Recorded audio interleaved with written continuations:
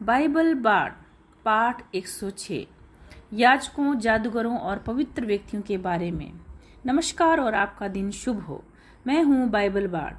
बाड़ वह कथावाचक होता है जो किसी विशेष मौखिक परंपरा से जुड़े पारंपरिक ग्रंथों का वाचन करता है। मैं यहाँ बाइबल के साहित्य में कही गई बातों को पाठ करने और उन्हें स्पष्ट करने के लिए हूँ, जो ये बताती है कि परमेश्वर कौन है और मनुष्य कौन है। आज हम अपनी चर्चा यहाँ से आरंभ करते हैं। पिछले 5000 से अधिक वर्षों से मानव समाज और संस्कृति में जब लोगों को अपने गलत या अनुचित निर्णयों का एहसास हुआ है, तब वे मार्गदर्शन पाने के लिए याजकों, जादूगरों और तथाकथित पवित्र व्यक्तियों का सहारा लेते रहे हैं। आज के आधुनिक और शिक्षित लोग भी केवल अतीत के अज्ञानी या अंधविश्वासी लोग ही नहीं, बाइबल के परमेश्वर से मार्गदर्शन लेने के बजाय छिपी हुई शक्तियों को नियंत्रित करने या अलौकिक ज्ञान प्राप्त करने का प्रयास करते हैं। इन प्रथाओं के बारे में बाइबल में इतनी अधिक बातें कही गई हैं कि यह तय करना कठिन है कि किन पदों को उद्धृत किया जाए। संभवतः पुराने नियम का एक पद और नए नियम का एक पद ही बाइबल का दृष्टिकोण स्पष्ट करने के लिए पर्याप्त है। इब्रानी धर्म ग्रंथ पुराना नियम व्यवस्था विवरण 18:10 से लेकर 12। तुम्हारे बीच में ऐसा कोई ना पाया जाए जो अपने पुत्र या पुत्री को आग में होम करे, जो शकुन विचार करे, टोना टोटका करे, भविष्य बताने का कार्य करे, जादू टोना करे, मंत्र चलाए, भूत प्रेतों से संपर्क रखने वाला हो, आत्माओं से सलाह ले या मरे हुओं से पूछताछ करे। जो कोई ये काम करता है वह यहोवा के लिए घृणित है। यह पद लगभग 1406 ईसा पूर्व से 1230 ईसा पूर्व के बीच में लिखा गया था, अर्थात 3200 से लेकर 3400 वर्ष पहले लिखा गया था। यूनानी धर्म ग्रंथ नया नियम गलातियों 5:19 से लेकर 21। शरीर के काम स्पष्ट हैं: व्यभिचार, अशुद्धता, दुराचार, मूर्ति पूजा, जादू टोना, बैर, झगड़ा, ईर्ष्या, क्रोध, स्वार्थ, फूट, दलबंदी, डाह, मतवालापन, उन्मत्त भोज और इनके समान अन्य बातें। जैसा मैं पहले भी कह चुका हूँ, वैसा ही अब भी चेतावनी देता हूँ कि जो लोग ऐसे काम करते हैं वो परमेश्वर के राज्य के अधिकारी नहीं होंगे। यह पत्र लगभग 48 से 55 ईस्वी के बीच लिखा गया था, अर्थात लगभग 2000 वर्ष पहले। हम अनुमान लगा सकते हैं कि आधुनिक एशिया की अनेक संस्कृतियों में पूर्वजों की आत्माओं और मृतकों के समान से जुड़े विभिन्न पर्व और परंपराएं हैं। बाइबल बाड़ का अनुमान है कि कई मामलों में यह गुप्त शक्तियों को नियंत्रित करने की इच्छा से अधिक अपने इतिहास और पूर्वजों के प्रति सम्मान का प्रतीक है। फिर भी कई बार विश्वविद्यालयों या बौद्धिक स्तर पर इन परंपराओं को केवल सांस्कृतिक विरासत के रूप में प्रस्तुत किया जाता है, जबकि सामान्य लोगों के घरों में पूर्वजों की वेदियां, मृतकों से आध्यात्मिक सहायता की प्रार्थना और उनसे जुड़ी धार्मिक प्रथाएं अधिक सामान्य हो सकती हैं।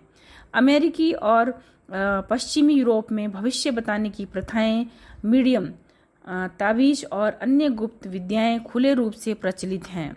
दक्षिण अमेरिका में मसीह विश्वास और स्थानीय लोक परंपराओं के मिश्रण से ऐसी संस्कृति विकसित हुई है कि जिसमें गुप्त धार्मिक प्रथाएं दैनिक जीवन का सामान्य हिस्सा है। अफ्रीका और ओशिनिया के अनेक क्षेत्रों में भी ऐसी प्रथाएं सामान्य जीवन में सम्मिलित हैं। सरल शब्दों में कहें तो लगभग 3400 वर्ष पहले जिन बातों के विरुद्ध चेतावनी दी गई थी, मानव हृदय आज भी बहुत अधिक नहीं बदला है। ऊपर दिए गए पुराने नियम के पद को पढ़कर एक पाठक यह निष्कर्ष निकाल सकता है कि गुप्त विद्याएं, जादू टोने और मृतकों से संपर्क जैसी प्रथाओं के प्रति बाइबल का दृष्टिकोण स्पष्ट रूप से नकारात्मक है। सारांश: प्राचीन और आधुनिक दोनों प्रकार के लिए लोग अक्सर परमेश्वर से सहायता और मार्गदर्शन मांगने तथा उस पर भरोसा करने के बजाय गुप्त विद्याओं और अलौकिक साधनों का सहारा लेते हैं।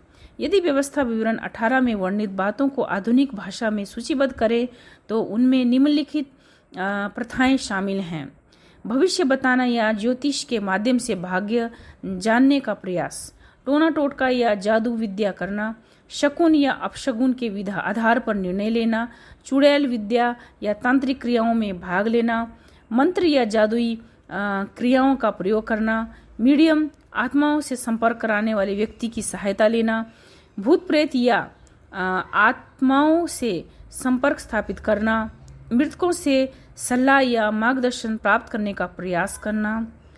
गुप्त विद्या / प्रथा। आधुनिक उदाहरण: अपने पुत्र या पुत्री की बलि देना, अपनी परिस्थिति को बेहतर बनाने या गुप्त शक्तियों की कृपा पाने के लिए अपने ही बच्चों की हत्या करना। यदि गुप्त शक्तियों की कृपा पाने वाला भाग हटा दिया जाए तो यही कारण है आज कई लोग गर्भपात के समर्थन में भी बताते हैं।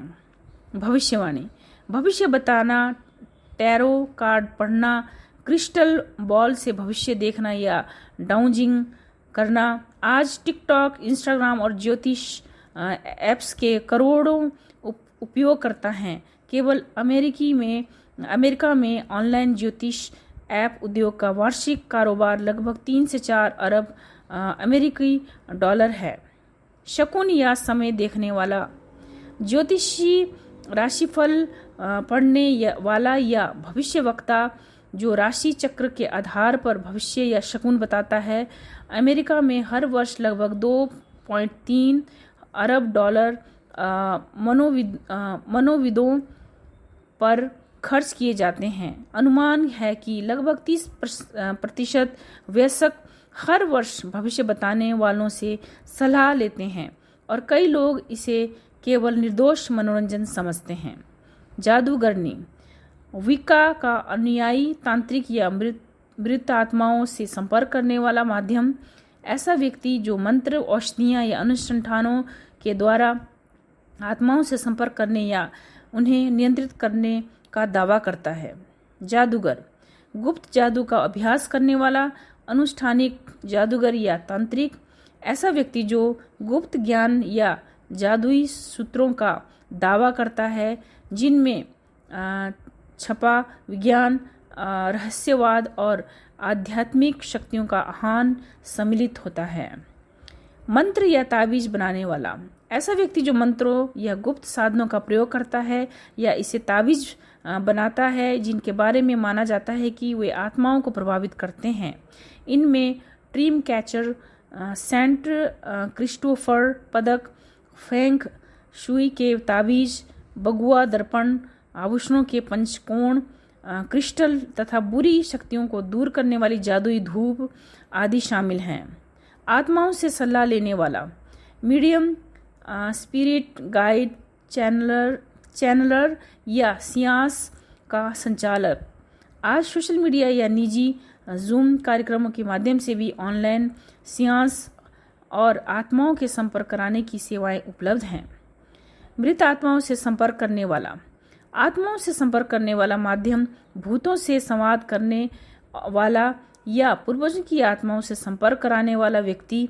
आज इसे अक्सर स्पिरिचुअल या साइकिक मीडियमशिप अथवा पैरानॉर्मल रिसर्च जैसे नए नामों से प्रस्तुत किया जाता है। ये गतिविधियां और व्यक्तियों की सूची व्यवस्था विवरण के किंग जेम्स वर्जन अनुवाद से ली गई हैं। पश्चिमी देशों के धर्मनिरपेक्ष समाजों में धार्मिक अधिकार और प्रभाव कम होने के कारण बाइबल में जिन गुप्त विद्याओं की निंदा की गई है उनके विरुद्ध बहुत कम सामाजिक या कानूनी रोक टोक है। इसके अतिरिक्त आध्यात्मिक मार्गदर्शन और स्पिरिचुअल कोचिंग के माध्यम से आर्थिक लाभ कमाया जा सकता है। इसलिए पूंजीवादी व्यवस्था में इन गतिविधियों में भाग लेने से लोगों को रोकने का विशेष कारण भी नहीं है। अंततः क्योंकि पश्चिमी समाजों में बहुत से लोग यह नहीं जानते कि वास्तव में कौन सी गतिविधियां गुप्त विद्याओं में आती हैं और बाइबल का परमेश्वर किन प्रथाओं की निंदा करता है, इसलिए इन्हें केवल सेल्फ हेल्प, वेलनेस या मनोरंजन जैसे नए नाम देकर आसानी से लोकप्रिय बनाया जा सकता है। सारांश, तो गुप्त विद्याओं के विषय में बाइबल बार्ड का क्या दृष्टिकोण है। जैसा कि हमारे पॉडकास्ट के श्रोता जानते हैं कि मेरी रुचि बाइबल के साहित्य और उसमें किसी विषय के बारे में स्पष्ट रूप से कही गई बातों में है। मेरा उद्देश्य उन पर बहस करना नहीं है, जिन पर अलग अलग मत हो सकते हैं। बाइबल में अनेक स्पष्ट कथन है जो ऊपर दी गई तालिका में उल्लेखित अथवा इस पॉडकास्ट में चर्चा की गई सभी गुप्त प्रथाओं की निंदा करते हैं। यह अत्यंत स्पष्ट और निर्विवाद है कि बाइबल इन सभी गतिविधियों को अस्वीकार करती है। श्रोता या दर्शक बाइबल के दृष्टिकोण से सहमत हो या असहमत, उनकी व्यक्तिगत राय बाइबल की शिक्षा को बदल नहीं सकती। बाइबल के अनुसार प्रत्येक व्यक्ति को एक चुनाव करना होता है। आप एक साथ बाइबल के परमेश्वर का अनुसरण भी नहीं कर सकते और गुप्त विद्याओं में भी भाग नहीं ले सकते। बाइबल का साहित्य इन दोनों के बीच स्पष्ट अंतर करता है। या तो बाइबल के परमेश्वर और यीशु मसीह का अनुसरण करें या किसी अन्य मार्ग का। बाइबल का संदेश स्पष्ट है कि दोनों एक साथ अनुसरण नहीं किया जा सकता। निष्कर्ष, बाइबल बाड़ इसी प्रकार कार्य करता है। हमारे संक्षिप्त पाठ सीधे विषय पर केंद्रित होते हैं। इनमें अनावश्यक भटकाव या असंबंधित बातें नहीं होती हैं। हम बाइबल के साहित्य में प्रस्तुत विचारों और सिद्धांतों की चर्चा करते हैं, क्योंकि अधिकांश लोगों ने कभी बाइबल की शिक्षाओं का गंभीर अध्ययन नहीं किया है। आप स्वयं निर्णय करें कि बाइबल की शिक्षाओं से आप सहमत हैं या नहीं। किसी भी पॉडकास्ट एपिसोड को देखने या सुनने के बाद www.biblebard.org पर जाकर उसका लिखित प्रतिलेख डाउनलोड करें ताकि आप उसे पढ़ सकें और आवश्यकता पड़ने पर संदर्भ ले सकें। यदि आप चाहें तो पेट्रियन के माध्यम से बाइबल बाड़ पॉडकास्ट का सहयोग कर सकते हैं। केवल $1 प्रति सप्ताह और $5 प्रति माह का सहयोग भी पॉडकास्ट के खर्चों को पूरा करने में सहायता करता है। आप GoFundMe के माध्यम से भी सहयोग कर सकते हैं। स्वयं बाइबल बाड़ कोई वेतन नहीं लेता और समर्थकों द्वारा दिए गए आर्थिक सहयोग से व्यक्तिगत लाभ प्राप्त नहीं करता। यदि आपके कोई प्रश्न या सुझाव हों तो उन्हें biblebard@gmail.com पर भेजें। हमें आपकी प्रतिक्रिया प्राप्त करके प्रसन्नता होगी। संपर्क करें। बाइबल बाड़ की सामग्री को पढ़ने, सुनने और साझा करने के लिए आपका अग्रिम धन्यवाद। यह सामग्री Amazon, Captivate, Instagram, iTunes, Rumble, SoundCloud, Spotify, TikTok, Tumblr, Twitter और यूट्यूब सहित विभिन्न ऑनलाइन मंचों पर उपलब्ध है। धन्यवाद। आपका दिन शुभ रहे।